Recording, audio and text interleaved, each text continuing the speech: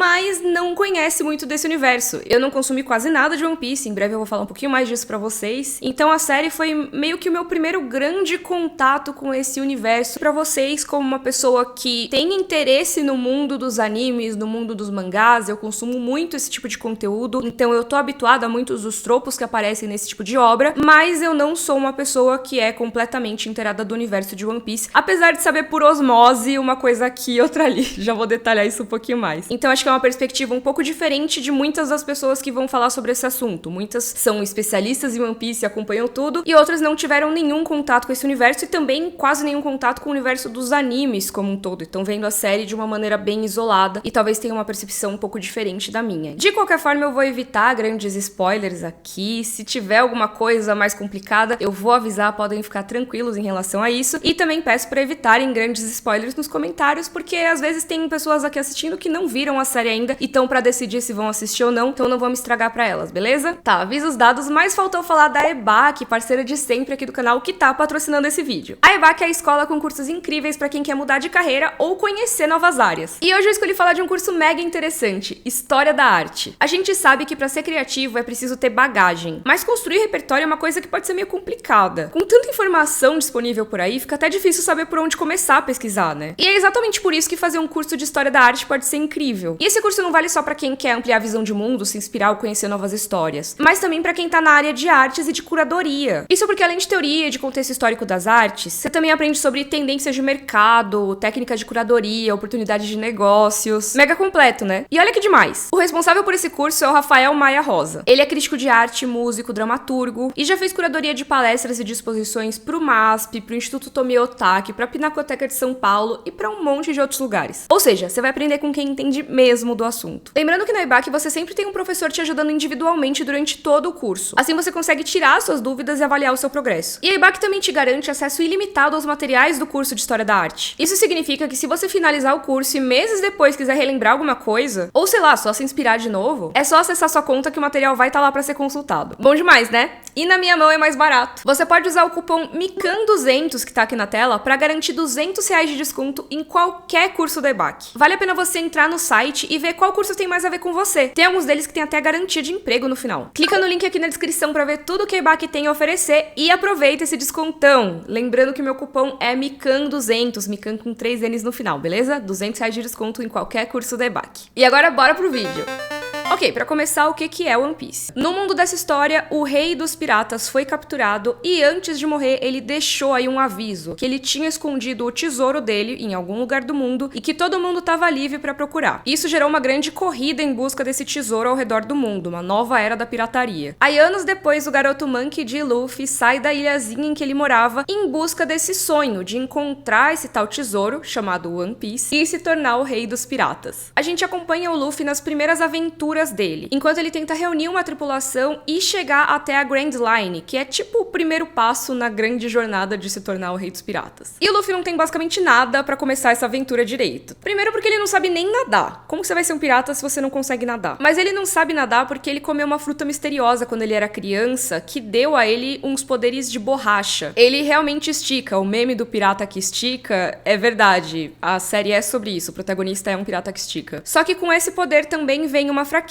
que é que quando ele cai na água, ele vai afundar que nem pedra, ele vai morrer afogado. Mas não é só isso, porque além de não saber nadar, o Luffy também não sabe navegar, não tem um mapa dos lugares pra onde ele quer ir, não tem ninguém na tripulação além dele e nem mesmo tem um navio ou um barco funcional que seja. Mas ele tem o povo. Não, mentira, por enquanto nem isso ele tem mesmo. Só que o Luffy tem uma coisa muito importante. Ele sabe muito dele mesmo. Ele sabe quem ele é, ele sabe o que ele quer, pra onde ele quer ir, o que ele quer fazer. Ele é esse cara que tem esse sonho muito específico e ele vai atrás desse sonho. Não importa o que as outras pessoas pensarem, se as pessoas acharem ridículo, quiserem caçoar dele, ele não liga, ele vai atrás. O Luffy é cheio de determinação e de confiança e isso é muito contagiante. A gente vê que ele ganha as pessoas ao redor dele simplesmente sendo quem ele é, sem ter que mudar o próprio jeito. E aí assim, eu tô falando do Luffy aqui, mas eu não tô falando só do Luffy. A adaptação live action de One Piece também é assim, na minha opinião. Ela sabe muito bem o que é e se compromete com isso, não tem medo de ser assim. Não tem medo de ser ridícula ou de parecer infantil ou boba. Na verdade, ela preza por isso. Tem alguns cenários da série que são bem parecidos com o nosso mundo e poderiam estar em qualquer outra série de piratas, mas tem outros que são mega diferentes, tipo um restaurante que é tipo um barco, uma ilha e parece um peixão de boca aberta. Os props, né, os acessórios de cena, como armas, por exemplo, se permitem ser mega diferentes. Por exemplo, logo no primeiro episódio a gente já vê uma clava toda estilizada sendo usada por uma das piratas, e aí o cenário do navio dela é todo estilizado também, cheio de coraçõezinhos, tudo meio rosa. Tem até os canhões desse navio que disparam junto com as balas normais de canhão um monte de purpurina. Sério, quando eu vi que saía glitter do navio, a série já me ganhou. E os figurinos e a maquiagem também seguem essa linha. Não teve nenhuma tentativa de deixar os personagens com um aspecto mais realista. Então, se o Zoro tem cabelo verde, aquele também vai ter cabelo verde. Se o Kobe tem cabelo rosinha e usa uns óculos grandões redondos, aqui também ele vai usar. Se esse personagem tem cara de peixe, bora fazer a maquiagem pra ele ter cara de peixe. Isso quer dizer que muitos dos personagens são visualmente caricatos, de um jeito que não existe na vida real. E, gente, eu amo isso. É muito comum a gente ver adaptações que parecem ter vergonha do material original. Elas tentam transformar uma coisa mais normal, mais realista, mais palatável. E com isso, na minha opinião, muitas vezes a obra simplesmente perde a alma. Eu acho que a gente passou muito por isso nos últimos anos na cultura pop. Uma espécie de cinismo, uma Joss Whedonização da cultura pop, sabe? Existe essa necessidade constante de explicar como tudo aquilo que tá em tela não faz sentido, é ridículo,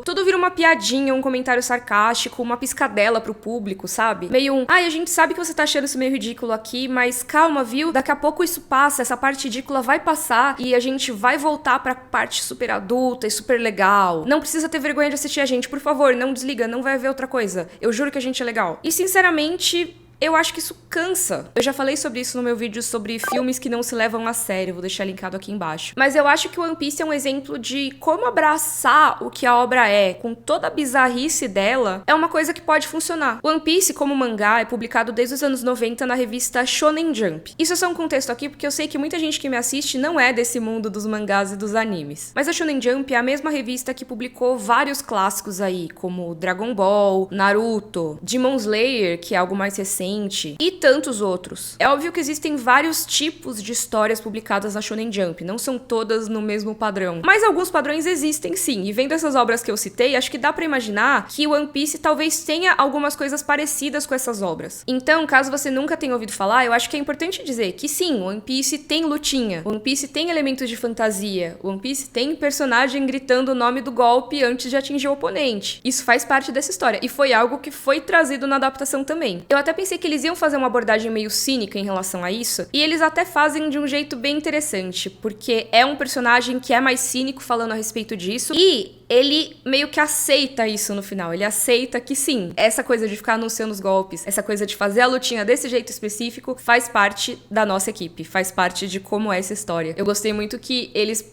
pareceram que iam ser cínicos, mas na verdade abraçaram. Mas enfim, tudo isso pra dizer que sim, é uma história que tem todos esses elementos aí, vai ter lutinha mesmo. E também pra dizer que One Piece não é pouca coisa. One Piece é uma das histórias em quadrinhos mais importantes da história. Existem várias brincadeiras, né, sobre ser um mangá muito longo, ter mais de 1000 capítulos de mangá e mais de 1000 episódios de anime. Mais do que isso, na verdade, mas assim, passamos do número 1000. Isso tudo é verdade, o One Piece é uma história extremamente longa, tá em publicação há muito tempo. Mas essa história só é longa por um motivo. Ela é extremamente popular. Quando um mangá que é publicado semanalmente ali na Shonen Jump para de fazer sucesso, ele para de ser publicado na Shonen Jump. Quando um anime para de dar audiência na TV japonesa, ele é cancelado. Então eu acho muito importante ressaltar que o One Piece é um fenômeno de audiência há mais de 20 anos. Ele conseguiu manter essa popularidade por mais de 2 décadas. E na verdade ele continua só crescendo em popularidade, dentro e fora do Japão. A gente tá inclusive num momento de alta de One Piece, né? Tem muita coisa rolando, teve aí o episódio 1000 do anime, que foi mega comemorativo, tem uma coisa nova introduzida ali na história que eu sei, mas não é esse o ponto é que é extremamente popular, e sim, esse quadrinho popular é cheio de bizarrices, tipo um oficial mega importante da marinha usar um chapeuzinho de cachorro e todo mundo respeitar ele, ou eles usarem aqueles caracóis bizarros como telefone, ou um dos vilões não ser simplesmente um cara que se veste de palhaço, mas sim um cara que meio que é um palhaço naturalmente, e aí também se veste veste de palhaço. Essa popularidade de One Piece não acontece apesar dos elementos estranhos da história. Ela acontece por causa dos elementos estranhos da história. Não só por eles, obviamente, tá? One Piece é uma história que quem assiste, quem acompanhou os 1000 e tantos episódios ou capítulos do mangá, é apaixonado. É uma história que realmente conquista o público. Uma história muito grande sobre revolução, sobre liberdade, sobre amizade e muitas outras coisas que o live action ainda nem começou a abordar ainda, pelo que eu sei, pelo menos. Mas além desses elementos super importantes, cada uma dessas bizarrices ajuda a construir o mundo de One Piece de um jeito que faz muito sentido. E eu sinto que o grande acerto dessa adaptação foi justamente abraçar a estranheza desse mundo. Foi uma abordagem sincera, sem tentar vender como se fosse outra coisa ou tentar apelar para um público mais amplo. Sabe aquela coisa de deixar a obra mais padronizada para agradar o máximo de pessoas que você conseguir? Isso não rolou e mesmo assim agradou muita gente. E de certa forma eu senti que essa decisão foi muito no espírito do Luffy. Chegar pro público de peito aberto e dizer, ó, eu sou assim, eu sou desse jeito. Você pode gostar ou não, eu não vou ficar implorando pra você me aceitar. Mas se você quiser vir comigo, eu vou te levar numa baita aventura. E funcionou, né? Porque no fundo a gente quer histórias que sejam diferentes, histórias que tragam alguma coisa que a gente não tá acostumado. E eu amei acompanhar essa primeira temporada de One Piece. Não só na ambientação, que eu já comentei, mas também na própria estrutura da temporada. Eu senti que a temporada andou. Ao contrário do que tem acontecido com algumas séries da Netflix, que às vezes a temporada toda parece que não move a história. Os personagens, eles começam num lugar e meio que terminam nesse mesmo lugar. Ou então você tem o primeiro e o último episódios com alguma coisa importante acontecendo e vários episódios ali no meio com uma barrigona, assim, que nada acontece, assim, muito e às vezes nem tanto desenvolvimento de personagem tem. Se fosse isso, pelo menos tudo bem. Existe esse modo de fazer as temporadas muito voltado pro tempo de exibição, né? Quanto tempo que a pessoa vai passar vendo essa série. Isso faz com que os episódios muitas vezes sejam inflados, tenham um pouco de encheção de linguiça, justamente pra temporada durar mais e a série ser assistida por mais tempo. Estamos nessa época aí, infelizmente. Mas no caso de One Piece, eu senti que as coisas realmente andaram nessa primeira temporada. E andaram, inclusive, de episódio pra episódio, porque assim, existe um material base muito amplo, obviamente, pra One Piece, eles têm muita coisa pra inserir ali de história. E essa primeira temporada pega bastante coisa, pega acho que os primeiros 40 e poucos episódios do anime. Mas ter um material base extenso não garante nada que o ritmo da série vai ser bom, eles podiam muito bem errar nisso. E eu achei que foi o contrário disso, realmente cada episódio funcionava como uma mudança ali, ele sempre trazia algo novo e terminava com alguma coisa que te deixava com muita vontade de ver o seguinte, que também ia ser essencial pra mudar toda a história. E assim, eu maratonei essa primeira temporada. E por mais que eu goste das maratonas, eu acho que One Piece, como série, ia se beneficiar demais de lançamentos semanais. Eu sei que esse é o formato da Netflix, da temporada ser lançada toda de uma vez, pro pessoal maratonar no final de semana, mas eu também sinto que com essa estrutura de episódios, como eles terminam assim desse jeito bem legal, seria muito bacana ter uma semana de intervalo pra discutir, pra curtir a série enquanto ela tá rolando. Eu acho que as pessoas iriam sim ficar fissuradas pela série durante esse período de quase 2 meses que ela poderia ter sido lançada, em vez de só a primeira semana. E realmente os episódios estão bem amarradinhos no geral, tem vários mini arcos ali ao longo da temporada. Tem até alguns desses mini arcos que praticamente se fecham no mesmo episódio em que eles surgiram, então o ritmo tá bem legal. E cada arco é como se fosse uma aventura mesmo que você tá indo junto com o Luffy, sempre com um perfil bem diferente da aventura anterior. Tem, por exemplo, ambientação de circo, e aí vai ter algumas coisas no tema que refletem a isso, essa coisa de querer aparecer, querer os holofotes, ou por exemplo, se eles estão num restaurante, eles vão discutir comida, vão discutir gastronomia, e por que a comida é importante pra gente, seja pra parte da nutrição e sobrevivência, mas também a parte do prazer e da emoção que é se expressar pela cozinha. Aí vai ter um cenário de uma mansão aí meio misteriosa, vai ter luz piscando, vai ter cena de suspense, realmente muda bastante de episódio pra episódio e eu acho isso muito legal. Uma coisa que é constante nos episódios é que enquanto a gente vê o Luffy e a tripulação dele se formando ali, se conhecendo, a gente também vê alguns flashbacks da infância desses personagens. Isso é uma coisa bem de anime mesmo, é uma estrutura muito de anime, e eu sei que também tem em One Piece, e na série eles trouxeram isso, tem muitos flashbacks, eu não achei que eles ficaram cansativos, pelo contrário, eu acho que essa alternância entre o personagem da versão do presente e a versão do passado faz com que a gente entenda muito mais por que ele age de determinadas formas. E algumas dessas histórias de passado são bem simples mesmo, não é que elas vão trazer, oh meu Deus, uma grande revelação, mas eu acho que já ajudam. Tem alguns personagens do elenco principal que eu sinto que foram meio subaproveitados, principalmente o Usopp, porque na minha opinião ele não teve momentos tão decisivos assim, de definição mesmo mesmo do personagem, como os outros. Mesmo o Sanji, que eu acho que é um pouco menos aprofundado na parte do presente, ele tem uma parte do passado que acrescenta bastante coisa. O Usopp, eu sinto que a mudança foi muito mais das pessoas em relação a ele do que ele em relação a si mesmo. O que eu acho que faz falta porque muito do tema dessa temporada é dos personagens entenderem o que eles são e o que eles querem. E no caso do Usopp, parece que ele foi só meio levado pela trama. Não foi ele que bateu o pé e falou, não, eu quero isso aqui, é isso que eu sou e eu vou seguir em direção ao meu sonho. Que é o que os outros personagens tiveram mais oportunidade de fazer. Também tem vários personagens secundários em One Piece. E uma coisa que eu achei bem interessante é que eles são mantidos em grande parte ao longo da temporada. Vários deles que eu pensei que não iam aparecer mais, chegam a aparecer ao longo da temporada toda. Isso é bem interessante porque uma coisa que sempre me dizem a respeito do Eiichiro Oda é que ele faz muito isso de aparecer um personagem aqui, agora no começo da história, e aí esse personagem some por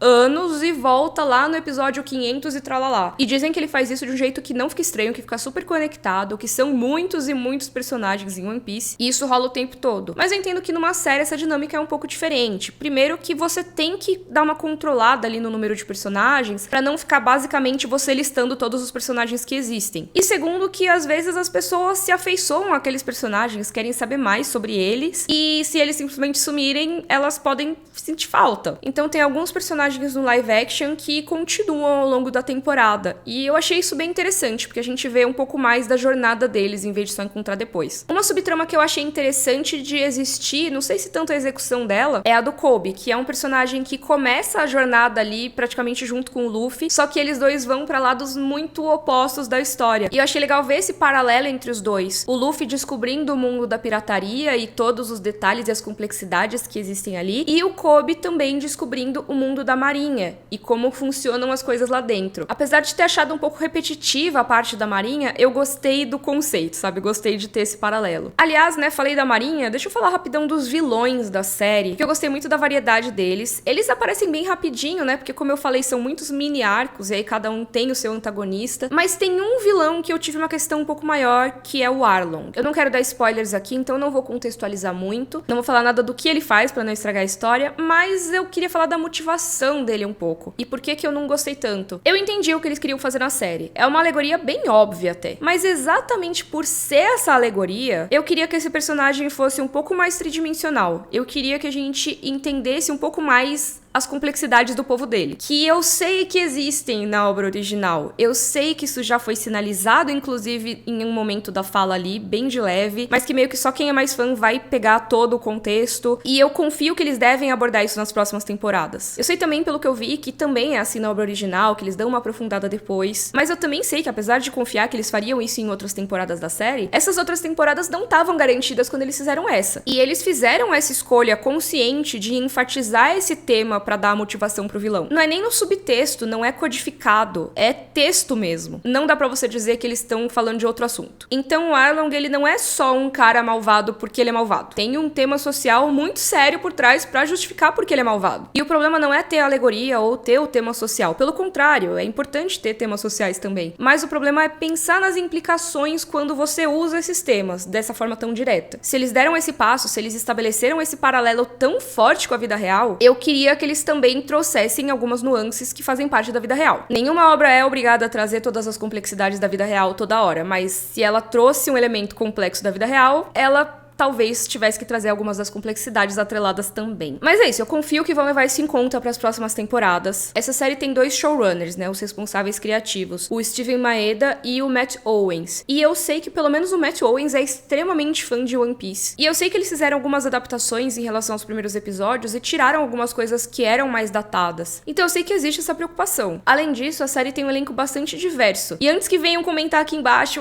esse politicamente correto, agora toda a série é cheia de diversidade, não sei o quê. Não, gente, calma aí. O mundo de One Piece já é assim, tá? Primeiro que não seria nenhum problema eles trazerem mais diversidade, mas a própria obra já tem muita diversidade. E aí na série a gente vê personagens de diversas etnias, de diversos gêneros, e até com diversos sotaques quando a gente ouve o áudio original. Eu gostei muito da dublagem em português brasileiro também, tá? Eu achei a localização muito legal, pelo menos o primeiro episódio que eu vi todo dublado, mas eu acho legal apontar esse elemento que tem no áudio original, que é desses sotaques muito diferentes. Todos os personagens estão lá falando inglês, mas eles estão falando vários tipos diferentes de inglês de vários lugares do mundo e com muitos sotaques diferentes. Isso faz muito sentido na minha opinião, já que a gente tá falando de uma sociedade que tem muito intercâmbio cultural pelo mar. As tripulações vão reunir mesmo pessoas de vários lugares, e eu gosto muito disso. Falando em tripulação, a Netflix fez muito marketing em cima do elenco principal da série, né? Que é justamente a tripulação do Luffy. Eles foram até, sei lá, no bairro da Liberdade aqui em São Paulo pra comer pastel. Tem um monte de entrevista deles, mostrando a dinâmica deles e como alguns deles gostam muito de One Piece também. E todo mundo se apaixonou por esse elenco, principalmente pelo Iñaki Godoy, que faz o Luffy. Diziam assim que ele é o Luffy da vida real, que ele é mega empolgado, que ele é que nem o personagem. E não que isso seja um requisito pra ser um bom ator, né? Mas sim, ele tem toda a vibe de Luffy mesmo. Só que aí eu vou dizer, ele foi o ator que eu tive mais dificuldade pra curtir no elenco principal da série, sabia? Talvez porque ele encara de um jeito muito fixo, assim, sabe? Os outros personagens. Eu não sei explicar por quê, mas tinha um estranhamento inicial ali. Só que depois eu me afeiçoei muito a ele, eu gosto muito dele como Luffy. E eu não sei de verdade se isso é efeito, se isso é ele mesmo que cresceu ali no estirão. Eu sinto que ele dá essa impressão, às vezes, quando você vê o personagem meio de longe, como se ele tivesse braços e pernas realmente muito compridinhos, assim, como se ele fosse meio de borracha. Não sei, né? Pode ser que tenham dado um toque de CGI nessas cenas mais distantes, mas eu acho que não perderiam muito tempo com isso. De qualquer forma, ficou muito legal. Eu realmente sinto que esse menino é feito de borracha. Do bando deles, o meu ator favorito foi o Jacob Gilson, que faz o Usopp. Porque do pouco que eu vi de One Piece ao longo da minha vida, eu não gostava do Usopp. Eu sei que ele se desenvolve, fica mais legal, mas eu achava ele muito chato, cara. E o Usopp da série, ele tem sim esses elementos do cara falastrão e mentiroso, isso faz parte do personagem, mas uma coisa que eu gostei muito do ator é que ele também colocou um sorriso muito doce. O Usopp é muito doce. Toda vez que ele sorria, assim, com o cantinho da boca, sei lá, me afeiçoava por esse personagem. Eu sentia que por trás daquela mentirada toda tem um cara legal, que eu acho que é o que eles realmente estavam tentando passar com o Usopp. E entre os vilões, eu acho que o meu favorito foi o Buggy, interpretado pelo Jeff Ward. Ele é mega irritante, mega cheio de si, e é muito engraçado ver isso, mas eu acho que ele também combinou com uma parte bem ameaçadora que eu achei que combinou bastante. Já que eu mencionei o Buggy, vou falar rapidão aqui dos efeitos especiais da série, porque sim, eles são toscos, mas eles são bem menos toscos do que eu imaginava. Tem alguns poucos momentos que dão uma distraída, tipo alguns momentos do Luffy esticando, algumas telas verdes que usam em algumas cenas específicas que eu não gostei, mas pra ser bem sincera, isso não impactou. Tem muitas cenas de ação e luta que eu achei muito empolgantes, achei incríveis. Eu sei que vai ter gente que vai reclamar, porque quando o fulano dá uma cambalhota, a espada dele dobra, ou então quando o Luffy vai dar o golpe, o CGI fica tosco. E eu entendo essas reclamações, mas eu, Mikan, não me incomodo com esse tipo de coisa. Eu entro na brincadeira, mergulho mesmo. Gente, eu gosto de Doctor Who, sabe? Então, assim, não tem problema. E nem tá tão tosco assim, tá? Tem vários momentos que tá bem legal. Mas eu acho que a série sabia que tinha as suas limitações nessa parte do 3D. Até por isso, eu acho que nas cenas de ação e luta, o Luffy não é tão aproveitado assim. Você tem os momentos importantes de golpes dele, normalmente pra finalizar alguma luta, algum combate mais importante, mas não é o tempo todo que você vai ver ele usando os poderes, e as cenas de luta acabam focando mais nos outros personagens boa parte do tempo. Tem várias cenas, por exemplo, que dão bastante destaque pro Zoro e pro Sanji, principalmente porque eu acho que elas são mais fáceis de reproduzir, porque o que você tem ali de elemento fantástico é muito mais a parte acrobática, né? Você tem um cara lutando com chutes e outro lutando com espadas. E tudo bem, os chutes de um são com mortal, com ele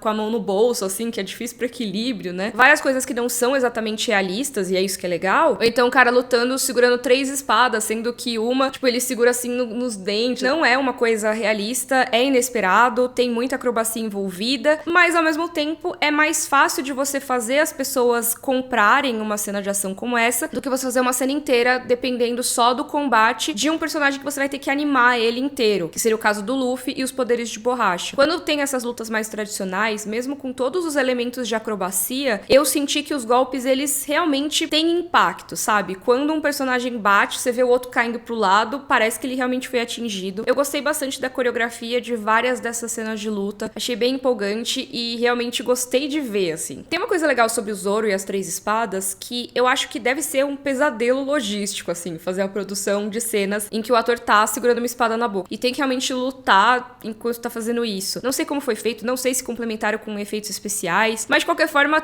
deve ter alguns momentos em que o ator tem que ficar lá segurando uma boinha de chada assim, desse jeito. E isso deve ser extremamente desconfortável pra gravar, então eu imagino que eles tenham tido menos momentos em que o Zoro luta com as 3 espadas por causa disso. Mas isso é uma coisa que eu sei porque eu sei que no anime, tradicionalmente, ele usa bastante esse estilo. E eu não acho que seja um problema não ter tanto isso na série, porque até a forma que eles colocaram eu achei bem legal. Ficou de um jeito que assim, ele luta normalmente com nenhuma espada. Se não precisar, ele nem saca a espada. Se precisar, ele pega uma ou duas, mas a terceira espada é tipo quando o negócio fica sério, que ele amarra a bandana ali, ele vai pegar a terceira espada e vai usar um ataque especial. É como se ele estivesse virando Super Saiyajin, sabe? É uma coisa muito especial que é pra ser usada num momento em que a coisa tá séria. Então eu achei que ficou super legal eles não terem usado tanto esse elemento assim. E essa é uma das mudanças em relação à obra original, que assim, eu não vou ficar apontando aqui, porque não é meu papel, sinceramente. Eu não sou uma especialista em One Piece. O que eu conheço de One Piece, eu brinco que é muito mais por osmose. Eu vi o começo de One Piece, ele bem o comecinho do mangá ali na minha adolescência. Naquela época já tinha uns 400 episódios do anime ou mais. E eu lembro que eu já olhei assim,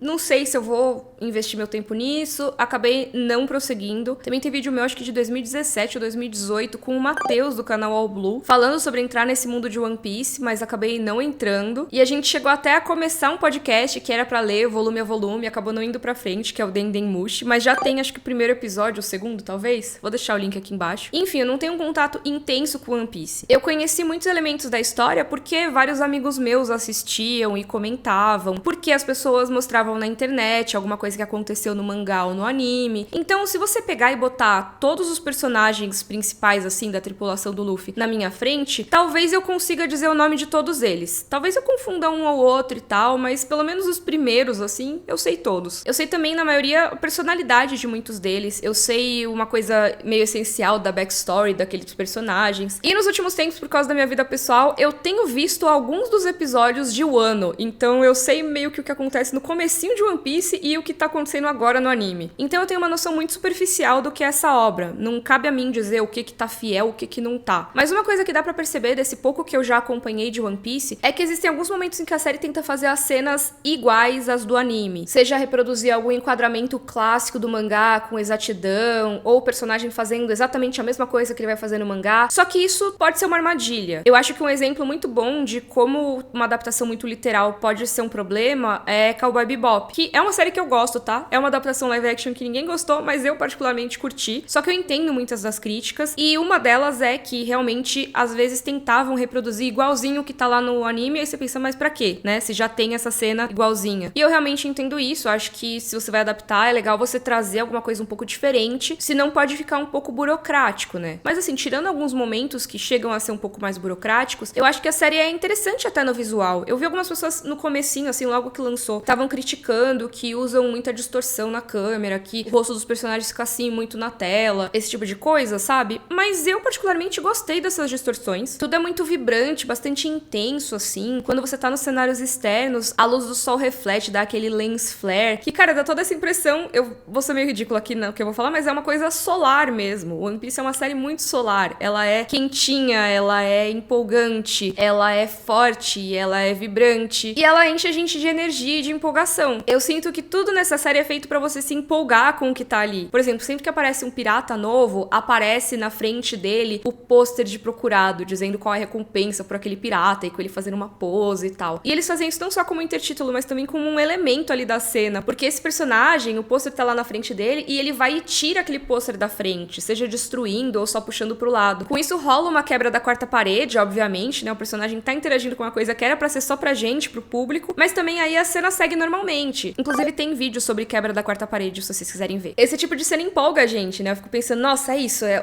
a nova fase, é o novo inimigo que apareceu aqui e vamos ver qual é a dele. E tem outros detalhezinhos fofos que aumentam essa empolgação também, tipo, cada episódio ter um letreiro diferente e aí mudam algumas coisas das letras pra homenagear o personagem que vai ter destaque naquele episódio. Tudo isso faz com que One Piece, pra mim, seja essa aventura empolgante. Todo episódio parece uma nova aventura mesmo. Mas aí você vem e me pergunta, Mikan, mas pra que fazer essa adaptação? Pra que fazer uma versão live action? Você já tem o mangá, já tem o anime. E pra ser sincera, eu concordo em parte com isso, tá? Já existem essas obras e elas já funcionam sozinhas, mas primeiro que eles mudam muita coisa nessa adaptação. Não é uma adaptação tão literal assim. Tem aquela aquelas cenas específicas que eu falei que eles tentam reproduzir, e que às vezes podem sim ficar estranhas porque eles trazem o personagem numa cena clássica, mas também num contexto diferente, então fica um pouquinho estranho, parece que estão tentando marretar aquela cena ali, mas eles mudaram realmente muita coisa. Eu acho ruim quando uma adaptação é meio que a mesmíssima coisa, só que com outra roupagem que nem faz tanta diferença, como, por exemplo, live action de O Rei Leão, que na verdade nem live action era uma animação 3D, mas que praticamente não mudava nada da história. Não fazia tanta diferença você ver a animação ou ver essa nova versão, que também é uma animação. Mas nesse caso tem mudanças bem substanciais, seja por condensar a história ou por aquelas intervenções que eu comentei já. E também porque não é como se a gente estivesse falando de um material original que fosse um filme de 2 horas, ou até um anime com 20 e poucos episódios que foi adaptado para uma série, como seria o caso de Cowboy Bebop, por exemplo. One Piece tem mais de 1000 episódios de anime, mais de 1000 capítulos do mangá. Tem até uma matéria do Nerd Bunker falando, né, quanto tempo que demoraria pra você ficar em dia com One Piece se você começasse a assistir do zero agora. E se você quisesse ver, assim, de boa, 2 episódios do anime por dia, você ainda ia demorar mais de 1 ano e meio pra atingir o ponto que a série estaria. Óbvio que pra chegar onde a série tá não é tudo isso. Você teria que ver uns 40 e poucos episódios pra alcançar a primeira temporada. E realmente, o episódio de anime é curtinho e tudo mais, mas ainda são 40 episódios. E além disso, rola aquela pressão de que você não vai só ver 40 episódios, você tá começando uma jornada que tem mais de 1000 episódios. Ainda mais que existe esse costume dos fãs de One Piece, que eu sei que não é por mal, tá? Mas existe esse costume de dizer,